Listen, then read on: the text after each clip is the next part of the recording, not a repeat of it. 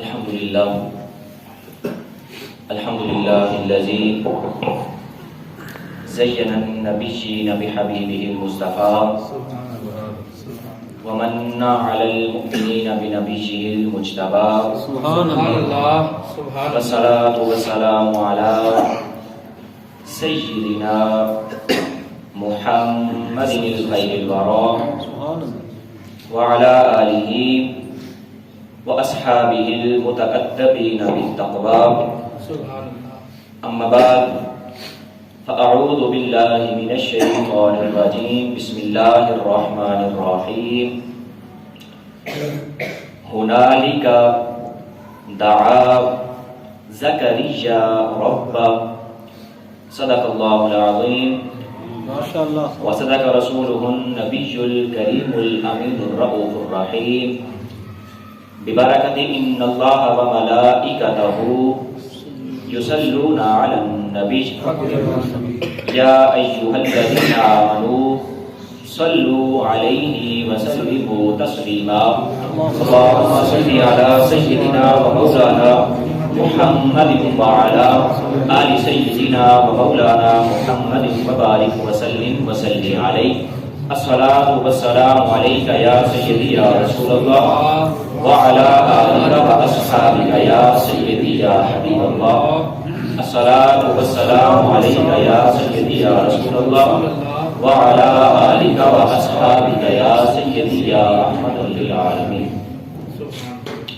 کہ محمد سے وفا تو نے تو ہم تیرے ہیں کہ محمد سے وفا تو نے تو ہم تیرے ہیں یہ جہاں چیز ہے کیا لوح و قلم تیرے ہیں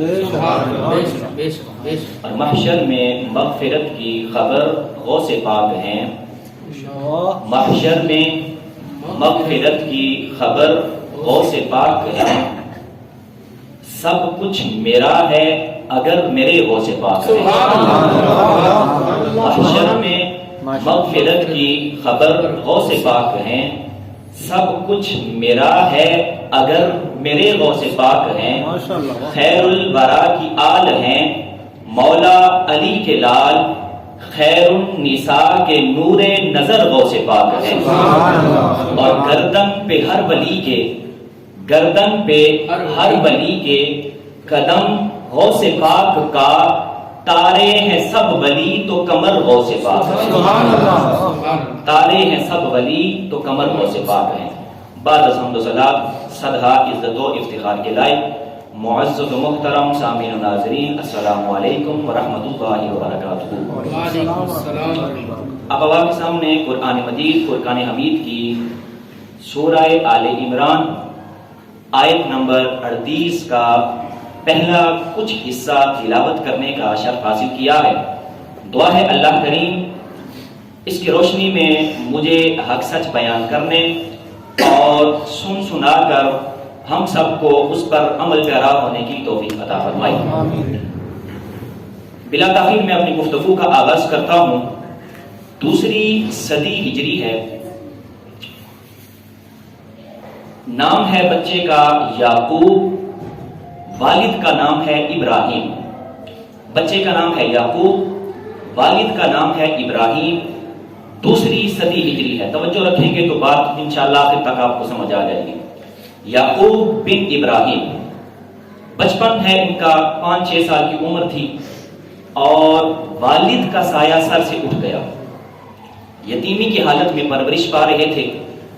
اب والد کا سایہ جب سر سے اٹھ گیا تو والدہ نے آپ کو ایک دھوبی کے پاس بھیجا کہ وہاں پر جائیں اور گھر کے لیے کام کاج کریں گے تو کچھ پیسے کما کے لائیں گے جس سے گھر کی گزر اوقات ہوگی۔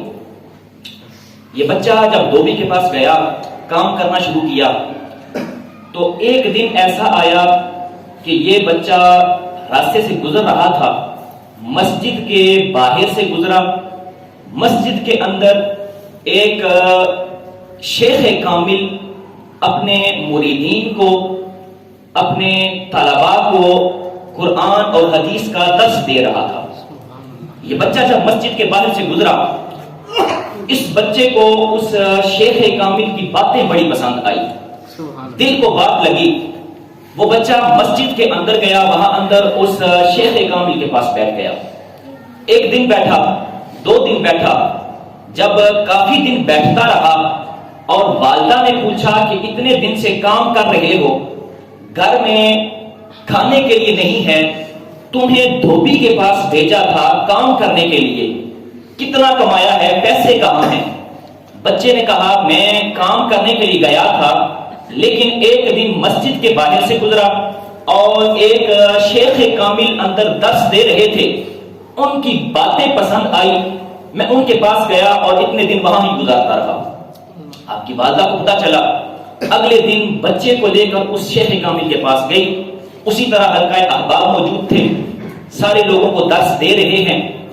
تو آپ کی والدہ نے انتہائی سخت انداز سے کہا کہ ہم انتہائی فاتوں کی زندگی بسر کر رہے ہیں، چھوٹا بچہ ہے، خامد میرا فوت ہو چکا ہے، اس کو میں نے دھوبی کے پاس بھیجا تھا کہ جاؤ وہاں کام کرو، گھر کے لیے پیسے کما کے لاؤ جس سے ہمارے گھر کی گزر اوقات ہو سکے، اور آپ نے میرے بچے کو بگاڑ دیا ہے، میرے بچے کو آپ نے خراب کر دیا ہے.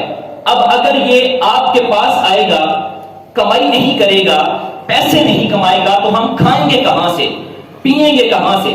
اس شیخ کامل کو اللہ نے دل کی نگاہ عطا کر رکھی تھی. اس شیخ کامل نے اس بچے کے مستقبل کو دیکھ لیا، کہا اے نیک بخت، اس بچے کا بچپن مجھے دے دے، ایک وقت آئے گا اللہ کریم اس کو ایسے کھانے عطا کرے گا جو وقت کے بادشاہوں کو نصیب نہیں. سبحان اللہ، سبحان اللہ. کہا اے نیک بخت، اس بچے کا بچپن مجھے دے دے، اس کا آنے والا وقت ایسا ہوگا کہ یہ ایسے کھانے کھائے گا جو وقت کے بادشاہوں کو نصیب نہیں ہوں گے. اللہ اللہ. سامعین عزیز، احتشام وقت گزرتا گیا.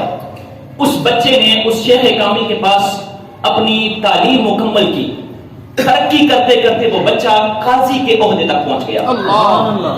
ہمارے ابتدائی جو تاریخی ادوار ہیں ان میں اور آج کل بھی یہ ایک سیٹ موجود ہے قاضی کی. تو وہ ترقی کرتا ہوا قاضی کے عہدے تک پہنچ گیا. خلیفہ وقت نے اس قاضی کی، جس کا نام تھا یعقوب، والد کا نام تھا ابراہیم، اس کی دعوت کی. دعوت میں اس خلیفہ نے اس بچے کے سامنے جو یعقوب بن ابراہیم، جو اب ایک اپنے وقت کا قاضی، اپنے وقت کا بہترین محدث بن چکا تھا، اس کی دعوت کی. اور دعوت میں ان کے سامنے اعلیٰ قسم کے انواع و اقسام کے کھانے رکھے. کھانے رکھنے کے بعد اس خلیفہ نے کہا اے حضرت، یہ کھانے تناول فرمائیے اور ان سے لطف اٹھائیے، کیونکہ ہمارے جو بادشاہ ہیں، خلفاء ہیں، ہمارے جو امراء ہیں، ہم اس طرح کا کھانا روزانہ تیار نہیں کر سکتے. جب انہوں نے یہ بات سنی، خلیفہ کی تو آنکھوں سے آنسو جاری ہو گئے. اس خلیفہ نے کہا کہ اگر میری بات آپ کو بری لگی ہے تو میں معذرت کرتا ہوں، اگر میری بات آپ کو بری لگ گئی ہو تو میں معذرت کرتا ہوں. کہا تمہاری بات بری نہیں لگی، مجھے اپنے استاد کا وہ جملہ یاد آ گیا. میرے استاد نے میری والدہ سے کہا تھا اس بچے کا بچپن مجھے دے دو، جوانی میں یہ ایسے کھانے کھائے گا جو وقت کے بادشاہوں کو نصیب نہیں ہوں گے. آج وہ دن آ گیا ہے، میں تمہارے سامنے بیٹھ کر کھانا کھا رہا ہوں.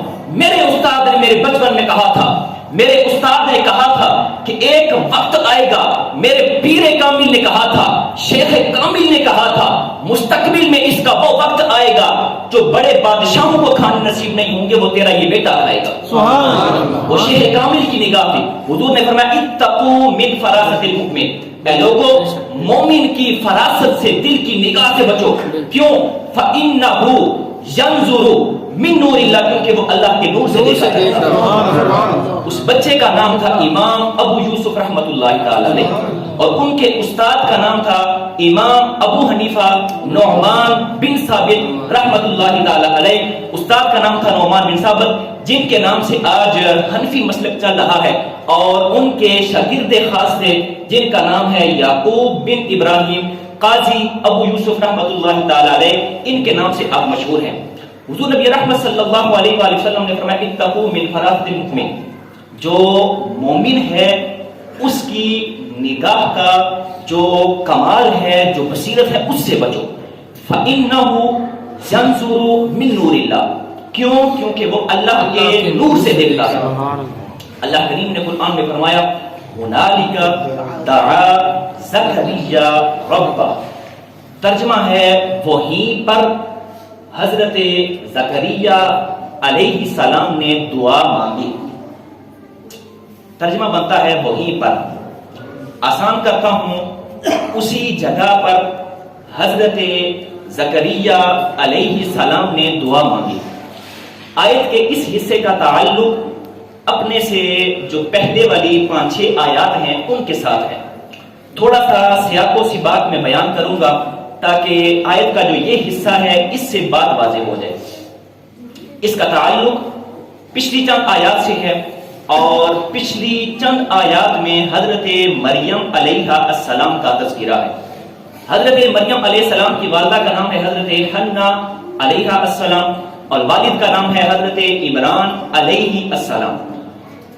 حضرت عمران علیہ السلام کے ہاں کافی عرصہ تک اولاد نہ ہوئی، اور آپ کی جو والدہ تھی انہوں نے ایک نظر مانی، کہا کہ اے اللہ اگر تو مجھے اولاد دے تو میں اس کو تیرے راستے میں پیش کر دوں گی، تیرے راستے میں وقف کر دوں گی. اچھا، اس دور میں وقف اور راستے میں پیش کرنے سے مراد یہ تھا کہ جو بچے ہوتے تھے ان کے والدین ان کو بیت المقدس کی خدمت کے لیے پیش کیا کرتے تھے. یہ اس دور کا دستور تھا، اس شریعت میں یہ دستور تھا، وہ اپنے بچوں کو پیش کیا کرتے. اب حضرت حنا علیہ السلام نے یہ نظر مانی کہ اللہ اگر تو مجھے اولاد دے تو میں اس کو تیرے راستے میں پیش کروں گا. اور ایک قانون یہ بھی تھا کہ جو اولاد بیت المقدس کے لیے پیش کی جاتی اس کا مرد ہونا یعنی بچہ ہونا ضروری تھا، لڑکا ہونا ضروری تھا. لڑکیاں جو تھی وہ وہاں پر پیش نہیں کی جاتی تھی. جب حضرت حنا علیہ السلام کے ہاں اولاد ہوئی تو اللہ کی قدرت، اللہ نے آپ کو بیٹی عطا کر دی، اور ان کا نام انہوں نے حضرت مریم علیہ السلام رکھا. حضرت مریم جب ہوئی، اب دستور تھا کہ لڑکے پیش کیے جاتے تھے، لڑکی کو بیت المقدس کی خدمت کے لیے پیش نہیں کرتے تھے. لیکن چونکہ نظر مانی تھی تو نظر ماننے کی وجہ سے آپ نے اپنی بیٹی کو اٹھایا اور بیت المقدس کے جو علماء تھے جن کی تعداد 27 یا 70 ہوا کرتی، ان کے پاس لے گئی اور کہا کہ میں نے اللہ کے حضور نظر مانی تھی کہ اگر اللہ نے مجھے اولاد دی تو میں اس کو بیت المقدس کے لیے پیش کر دوں گی، لیکن اللہ نے مجھے لڑکی دی ہے تو اب نظر مان چکی ہوں، نظر پورا کرنا چاہتی ہوں. تو علماء نے کہا کہ چونکہ نظر مانی ہے اس کی نظر قبول کر لیتے ہیں. اللہ نے پھر قرآن میں اس کو ذکر فرمایا کہ اللہ نے تمہاری نظر کو قبول کیا ہے. تو پھر علماء نے اس بچی کو قبول کیا، اور اس بچی کی نگرانی کرنے والے تھے حضرت زکریا علیہ السلام، جو کہ اس بچی کے حضرت مریم علیہ السلام کے خالو تھے. وقت گزرتا گیا، حضرت مریم علیہ السلام ان کو بیت المقدس میں ایک الگ کمرہ دیا گیا، اور وہ وہاں پر اپنا وقت گزارتی، وہاں پر اللہ کی عبادت کرتی، اللہ کا ذکر کرتی. گزرتا گیا، وقت گزرتا گیا. کچھ سالوں کے بعد حضرت زکریا علیہ السلام جو ان کی نگرانی کر رہے تھے وہ اندر گئے، دیکھا تو وہاں پر بے موسمی پھل پڑے ہیں. گرمی کا موسم ہو تو سردی کے پھل پڑے ہوتے، سردی کا موسم ہو تو گرمی کے پھل پڑے ہوتے. حضرت مریم علیہ السلام کے ہاں جب یہ روایت دیکھی کہ بے موسمی پھل پڑے ہیں اور ایسے پھل پڑے ہیں جن کا تعلق زمین کے پھلوں سے نہیں ہے، تو حضرت زکریا نے پوچھا اے مریم انا لکی ھذا، یہ پھل بے موسمی پھل تمہارے پاس کہاں سے آ رہے ہیں؟ حضرت مریم علیہ السلام نے جواب دیا ہوا من عند اللہ، یہ وہ کھانے ہیں جو اللہ مجھے عطا کر رہا ہے، یہ وہ کھانے ہیں جو اللہ مجھے عطا کر رہا ہے. جب حضرت مریم علیہ السلام کا یہ جواب سنا، حضرت زکریا سمجھ گئے کہ یہ وہ شخصیت ہے جس پر اللہ کا خاص کرم ہے کہ بے موسمی پھل ان کے پاس آ رہے ہیں، اور ایسے پھل آ رہے ہیں جن کا تعلق زمین کے پھلوں سے نہیں ہے. وہاں پر جب حضرت زکریا کو یہ معلوم ہوا کہ یہ شخصیت عام نہیں ہے تو حضرت زکریا نے پھر وہاں دعا مانگی. اللہ نے ان کی دعا کا ذکر قرآن میں بیان فرمایا ہنالک دعا زکریا ربا، زکریا نے جب اپنے رب سے وہی پر دعا کی. مفتی احمد یار خان نعیمی نے یہاں جو نقطے بیان فرمائے ہیں انتہا کر کے رکھ دی. کہتے ہیں حضرت زکریا نے جو دعا مانگی تھی وہ تو وہاں تک ٹھیک تھا، لیکن اللہ نے قرآن کا جو حصہ بنایا ہے یہ اس لیے بنایا ہے تاکہ امت محمدیہ کو یہ درس دیا جا سکے. لوگوں سنو، قیامت تک کے لیے یہ بات ذہن میں رکھ لو، اللہ کا جو خاص بندہ ہوتا ہے، اللہ کا جو برگزیدہ بندہ ہوتا ہے، اللہ کا جو ولی ہوا کرتا ہے، اللہ اس کو بے موسمی پھل بھی دیا کرتا ہے، اور اس کا جو اللہ کا ولی ہوتا ہے اس کا جسم برکتوں والا ہوتا ہے. جس جگہ جس چیز کے ساتھ اللہ کے ولی کی نسبت ہوتی ہے وہ بھی برکتوں والی بن جاتی ہے. جس جگہ جس چیز کے ساتھ اللہ کے کسی ولی کی نسبت ہوتی ہے، جس چیز کو اللہ کے ولی سے نسبت ملتی ہے وہ چیز بھی برکت والی بن جایا کرتی ہے. حضرت مریم علیہ السلام جس کمرے میں رہتی تھی اس کمرے کا ذکر اللہ نے قرآن میں فرمایا ہنالک دعا زکریا ربا. اسی جگہ پر حضرت زکریا نے اللہ کی حضور دعا کی. اچھا، اسی جگہ سے مراد یعنی اس جگہ پر جہاں پر حضرت مریم علیہ السلام اللہ کا ذکر کیا کرتی تھی، اس جگہ پر جہاں اللہ کی رحمتیں نازل ہوتی تھی، اس جگہ پر جہاں اللہ کی طرف سے حضرت مریم علیہ السلام پر نور کی برسات ہوا کرتی تھی. مفتی احمد یار خان نعیمی کا دوسرا نقطہ سنیے. آپ کہتے ہیں لوگوں اگر بات کو مزید واضح کیا جائے، جو اللہ کا بندہ ہوتا ہے جہاں وہ بیٹھ جاتا ہے وہ جگہ برکت والی بن جاتی ہے. اور اے لوگوں اگر جہاں اللہ کے بندے کا جسم ہو، جہاں اللہ کے بندے کی ذات ہو، ذاتی حیات میں بھی اور دنیا سے چلے جانے کے بعد بھی وہ جگہ برکتوں والی بن جایا کرتی ہے. اب بندہ چاہے داتا علی حجویری کے دربار پہ جائے وہاں جا کے دعا مانگے، بندہ چاہے خواجہ معین الدین اجمیری چشتی کی دربار پہ جائے وہاں دعا مانگے، اور چاہے تو حضور غوث پاک کے دربار پہ جائے وہاں دعا مانگے. مفتی احمد یار خان نعیمی فرماتے ہیں جب بھی بندہ کسی اللہ کے مقرب برگزیدہ بندے کے دربار پہ دعا مانگتا ہے اللہ اس کو لازمی قبول فرماتا ہے. قیامت تک کے لیے قیامت تک کے لیے اللہ نے ہمیں قرآن جو عطا فرمایا، سورہ بقرہ کی پہلی آیت میں اللہ نے فرمایا ہدی للمتقین، یہ قرآن ہدایت ہے ان لوگوں کے لیے جو تقوی اختیار کرتے ہیں. متقین کے لیے اللہ نے اس قرآن کو ہدایت بنا کے بھیجا ہے. اب مفتی احمد یار خان نعیمی فرماتے ہیں چونکہ اب قرآن ہمارے لیے ہدایت ہے، ہم نے قرآن کو پڑھنا ہے، ہدایت لینی ہے. اور ہدایت کیا ملنی ہے؟ جب بھی زندگی میں مشکل آئے اللہ کے کسی برگزیدہ بندے کے دربار میں جاؤ، جا کر اللہ سے اس بندے کے وسیلہ سے دعا مانگو، اللہ قبول فرما لے گا. جب بھی زندگی میں مشکل وقت آ جائے. اور یہ قرآن وہ کتاب ہے کہ اس کتاب کے بعد اللہ کی طرف سے اور کوئی کتاب نازل نہیں ہوگی. اللہ نے اس کتاب کو ہدایت بنایا لیکن اس کے لیے جو تقوی اختیار کرے. اور اللہ نے فرمایا یہ قرآن وہ قرآن ہے جس کو پڑھنے کے بعد کچھ لوگ ہدایت پا جاتے ہیں اور کچھ لوگ اس قرآن کو پڑھنے کے بعد گمراہ ہو جایا کرتے ہیں. اور ہدایت وہی پائے گا جس کے دل میں اللہ کا خوف ہوگا. میں نے مولانا روم سے پوچھا اے مولانا بتائیے نا اللہ کے ولی کی شان کیا ہے؟ تو مولانا روم کہنے لگے ہر کے خواہد ہم نشینی با خدا، ہر کے خواہد ہم نشینی با خدا کو نشیند در حضور اولیاء. کہنے لگے ہر وہ شخص جو اللہ کے کسی ولی کے پاس بیٹھنا چاہتا ہے، ہر وہ جو اللہ کے ساتھ دوستی کرنا چاہتا ہے، ہر وہ شخص جو اللہ کی محبت چاہتا ہے، اسے میرا یہ پیغام دو کہ وہ اللہ کے کسی ولی کا دامن تھام لے. سبحان اللہ. ہر کے خواہد ہم نشینی با خدا، ہر وہ جو اللہ سے دوستی کرنا چاہتا ہے، گو نشیند در حضور اولیاء، اسے کہو کہ اللہ کے کسی ولی سے دوستی کر لے. میں نے کہا مولانا اس سے کیا ملے گا؟ کہنے لگے یک زمانہ صحبت با اولیاء، ایک لمحہ زندگی کا اپنی 60-70 سال کی زندگی میں ایک لمحہ جس نے کسی اللہ کے ولی کے پاس اپنی زندگی کا ایک لمحہ گزار دیا، فرماتے ہیں 100 سالہ طاعت بے ریا، ایک 100 سال کی ایسی عبادت سے اس کا وہ لمحہ بہتر ہوگا جو اللہ کے کسی ولی کے پاس بیٹھ کے گزارا ہوگا۔ میں نے کہا پھر کیا ہوگا؟ کہتے ہیں صحبت صالح ترا صالح کند، صحبت تالے ترا تالے کند۔ ارے سنو، اچھے کی صحبت تجھے اچھا بنا دے گی اور برے کی سنگت تجھے برا بنا دے گی۔ ہر کے خواہد ہم نشینی با خدا کو نشینت در حضور اولیاء۔ مولانا روم کہتے ہیں کہ جو بھی اللہ کے ساتھ دوستی کرنا چاہتا ہے اسے کہو کہ وہ اللہ کے کسی ولی سے محبت کرے، اللہ کریم اس کو اپنا قرب عطا کر دے۔ سبحان اللہ۔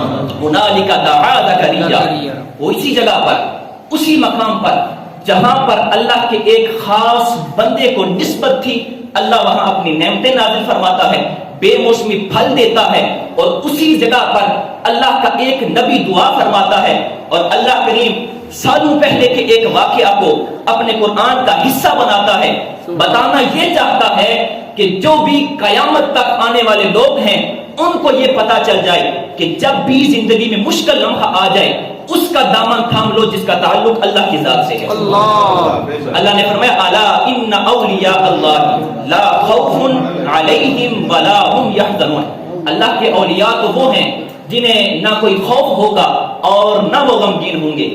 میں نے کہا پتہ کیسے چلے گا کہ اللہ کا ولی کون ہے؟ کیسے پتہ چلے گا؟ قرآن سے ہی پوچھتے ہیں۔ ساتھ ہی اللہ نے فرمایا الذین آمنوا وکانوا یتقون، اللہ کے اولیاء تو وہ ہیں جو ایمان لاتے ہیں اور تقوی اختیار کرتے ہیں۔ آج کا دستور بن چکا ہے کہ ہر شخص کہتا ہے میں اللہ کا ولی ہوں، چہرے پہ سنت رسول موجود نہیں ہے اور خود کو اللہ کا ولی کہہ رہا ہے۔ 5 وقت کی نماز پڑھنا تو دور کی بات، ہو سکتا ہے نماز پڑھنا کا طریقہ ہی نہ آتا ہو اور خود کو اللہ کا ولی کہہ رہا ہوتا ہے۔ حضور نبی رحمت صلی اللہ علیہ وآلہ وسلم نے فرمایا اللہ کے اولیاء وہ ہیں الذین اذا رؤوا ذکر اللہ، جب اللہ کے کسی ولی کو دیکھا جائے تو اللہ کی یاد آئے۔ یہی ہوا تھا کہ یعقوب بن ابراہیم قاضی ابو یوسف رحمت اللہ تعالی علیہ جب حضرت امام ابو حنیفہ کی گفتگو کو سنا بات دل کو لگی اور مسجد میں جا کر بیٹھ گئے تھے۔ وجہ یہ تھی کہ فرمایا الذین اذا رؤوا ذکر اللہ، جس کے چہرے کو دیکھ کر رب یاد آ جائے وہی اللہ کا ولی ہوا کرتا ہے۔ الذین آمنوا وکانوا یتقون، اللہ کے اولیاء تو وہ ہیں جو ایمان لاتے ہیں اور تقوی اختیار کرتے ہیں۔ آج کی یہ بزم حضور غوث پاک رحمت اللہ تعالی علیہ آپ کے نام سے منسوب ہے۔